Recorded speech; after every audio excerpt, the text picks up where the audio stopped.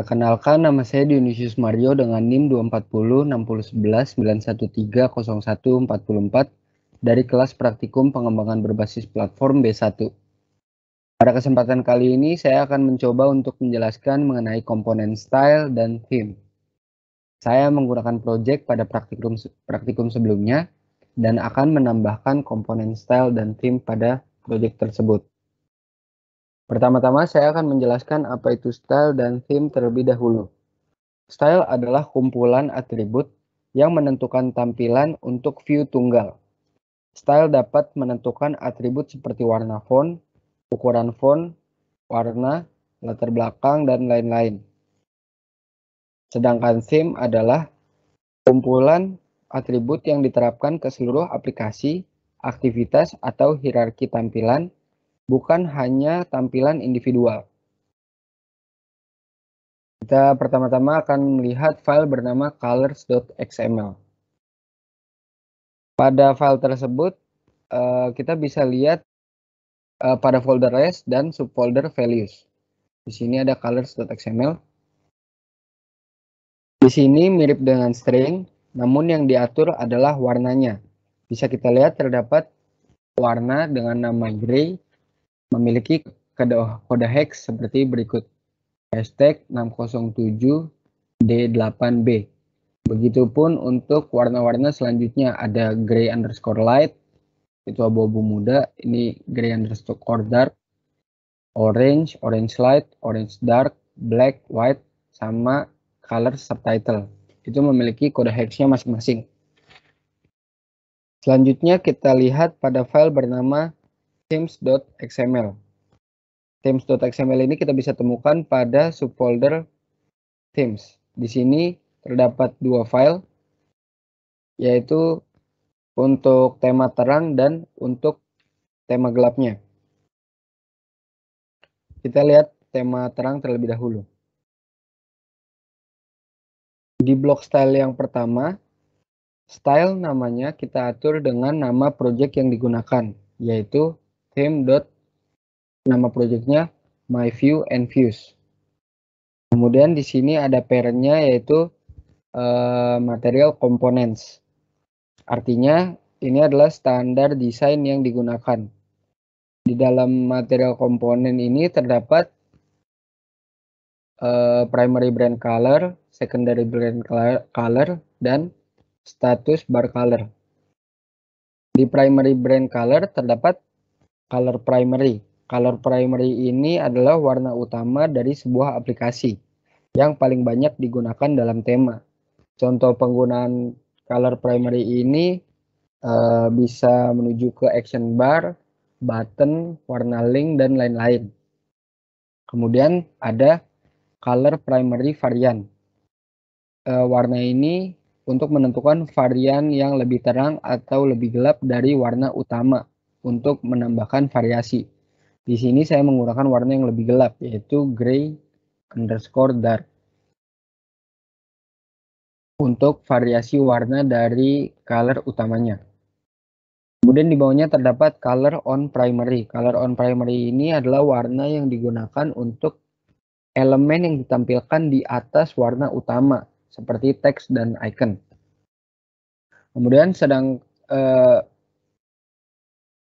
dari penjelasan itu berbeda juga dengan secondary brand color. Ini adalah warna sekunder.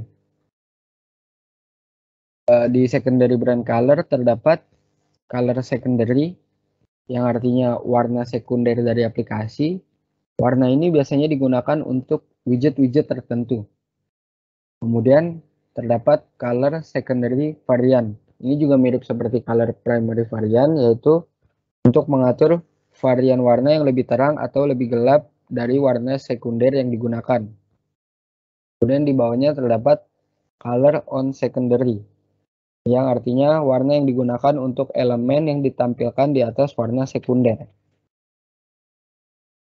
Untuk blok style yang pertama sudah selesai, kita tutup blok stylenya. Kemudian untuk blok style selanjutnya terdapat text content. Artinya untuk semua text content yang ada pada aplikasi yang dibuat, saya mengatur layout width. Layout width-nya menggunakan wrap content. layout height-nya wrap content, artinya akan menyesuaikan dengan isi kontennya. Kemudian kita atur margin left dan margin right-nya sebesar 16 dp. Pengaturan ini akan langsung secara otomatis diaplikasikan ke activity underscore main saat membuat teks konten. Begitupun untuk style-style berikutnya. Di sini terdapat style bernama text content.small. Isinya adalah text appearance material components subtitle 1. Di sini ada text content small.white. Ini akan mengatur colornya yaitu berwarna putih. Di sini ada text content.subtitle. Ini untuk mengatur warna dari color subtitlenya. Di sini ada style name bernama text spec. Itu text size-nya akan mengacu pada 14 sp. Kemudian ada text spec.field. Ini akan mengatur lebar, tinggi, margin right-nya 16 dp, dan text color-nya itu menggunakan color subtitle. Kemudian yang paling bawah terdapat text spec.value. Text spec.value isinya akan mengatur layout width-nya match parent, layout height-nya wrap content, dan layout weight-nya 1. Selanjutnya kita pindah ke file bernama activity underscore main.xml. Karena file ini masih menggunakan dari praktikum, kurang lebih isi dari file ini masih sama. Yang membedakan yaitu di sini saya akan menambahkan style yang telah kita buat pada themes.xml tadi. Pada file ini masih menggunakan scroll view, yaitu untuk melakukan scroll up dan scroll down bagi pengguna. Kemudian di dalam scroll view ini terdapat child view group bernama linear layout, yang isinya yaitu untuk mengatur width-nya match parent, height-nya wrap content, dan orientasinya berupa vertikal. Width-nya match parent itu akan menyesuaikan dengan ukuran dari layarnya, sedangkan wrap content yaitu untuk menyesuaikan dari isi kontennya. Di dalam linear layout masih terdapat view group lagi berupa frame layout. Frame layout ini untuk membuat layout yang saling menumpuk satu sama lain. Karena sini di dalam frame layout ini view pertama yaitu image view. Image view ini akan mendasari dari frame layout tersebut. Image view akan berada di bawah dan text view ini akan berada di atas image view. Kemudian cara untuk memasukkan style yang telah kita buat tadi, kita bisa memasukkannya pada bagian sini. Kita bisa menuliskan style sama dengan add style slash text content.small.white. Ini terdapat pada themes yang tadi kita sudah buat. Di sini text content.small.white akan mengatur berupa text color yang menghasilkan warna putih. Begitupun untuk seterusnya. Text view selanjutnya yaitu berisi harga menggunakan stylenya text content untuk mengatur height, margin left, margin right, dan width. Text view selanjutnya untuk menampilkan stok menggunakan style bernama text content.subtitle. Text view selanjutnya menggunakan style text content juga sama untuk menampilkan deskripsi umum dari HP yang dijual. Kemudian text view selanjutnya yaitu menampilkan spesifikasi dengan style yaitu text content.subtitle. Kemudian di bawahnya terdapat view group baru yaitu table layout untuk menampilkan layout yang berbentuk seperti tabel, cuman dia tidak memiliki garis pembatas yang terlihat. Di dalam table layout ini kita bisa mengatur table row. Table row itu untuk membuat baris. Di dalam table row ini terdapat kolom pertama yaitu text display dan kolom yang kedua yaitu spesifikasi dari displaynya. Menggunakan style yaitu text spec.field dan text spec.value. Untuk row yang kedua atau baris yang kedua masih hampir mirip. Kita menampilkan text view berisi ukuran dan text view yang menampilkan spesifikasi dari ukuran tersebut menggunakan style textspec.field dan textspec.value. Untuk row yang terakhir terdapat dua kolom text view yang menampilkan battery dan text view kedua, kolom yang kedua akan menampilkan spesifikasi dari battery itu sendiri. Stylenya masih menggunakan yang sama, yaitu textspec.field dan textspec.value. Kemudian kita tutup table row dan table layoutnya. Kemudian di bawahnya masih terdapat text view yang akan menampilkan teks berupa dijual oleh. Ini menggunakan style bernama text content.subtitle. Di bawahnya terdapat relative layout. Relative layout ini berisi circle image view yang sudah kita install dependensinya pada build.gradle yang modul. Drawable-nya jangan lupa menggunakan nama file yang kita gunakan. Kemudian di sini menampilkan teks, yaitu nama penjualnya, nama sellernya, yaitu nama saya sendiri. Menggunakan style yaitu text content. Kita tutup relative layout-nya dan kita terakhir akan membuat button-nya. Button-nya akan berisi layout width, layout height, margin left, margin right, dan margin bottom-nya akan diatur sama yaitu 16 dp dan isi teksnya yaitu beli. Cara memasukkan style ke dalam activity underscore main.xml-nya seperti itu. Kita bisa lihat di desain, kita split saja. Desainnya akan seperti ini.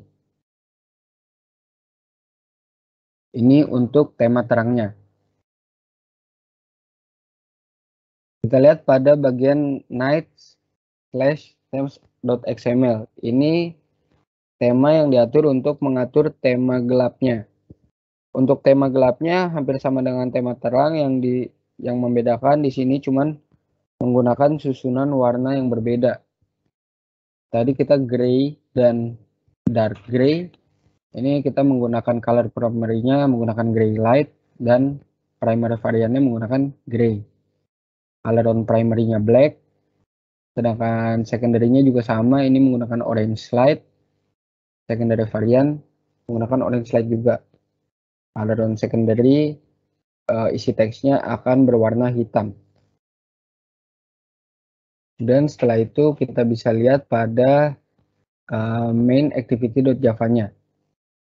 Pada bagian sini, ini masih menggunakan file yang sama dengan praktikum sebelumnya. Yang saya tambahkan adalah pada bagian ini. Jika get support action bar-nya tidak sama dengan 0, maka yang dilakukan adalah akan mengatur judul pada action bar dengan isinya yaitu iPhone 13 mini. Kita bisa lihat dulu hasilnya seperti apa. Kita run app.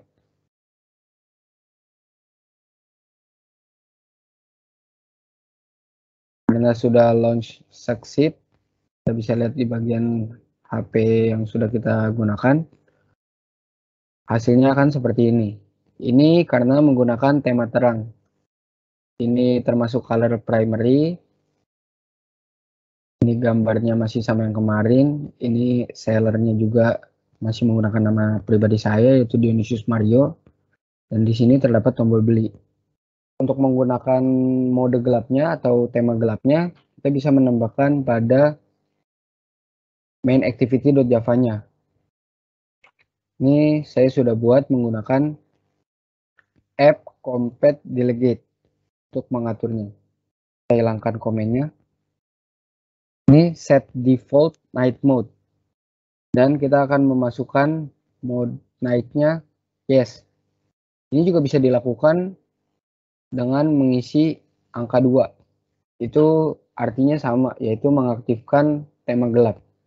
Kita coba restart activity-nya. Kita klik pada bagian sini.